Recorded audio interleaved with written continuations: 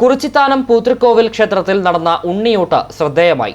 സന്താനലബ്ധിക്കും സന്താന സൗഭാഗ്യങ്ങൾക്കും സന്താനങ്ങളുടെ ദുരിതശാന്തിക്കുമായിട്ടാണ് ഉണ്ണിയൂട്ട് വഴിപാടായി നടത്തിവരുന്നത്.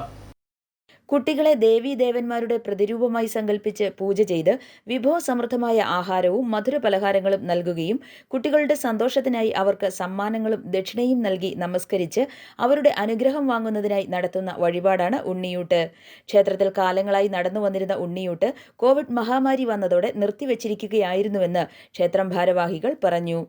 ഇലക്കാട് പ്രാർത്ഥനയിൽ അഭിജിത്ത് ശ്യാമള ദമ്പതികളുടെ കൊച്ചുമകനും അഭിജിത്ത് മഹുവ ദമ്പതികളുടെ മകനുമായ അദ്വൈത് ഘോഷിന്റെ ചോറൂണ്, തുലാഭാരം എന്നിവയോടനുബന്ധിച്ചാണ് ക്ഷേത്രത്തിൽ വീണ്ടും ഉണ്ണിയൂട്ട് വഴിപാട് നടന്നത്.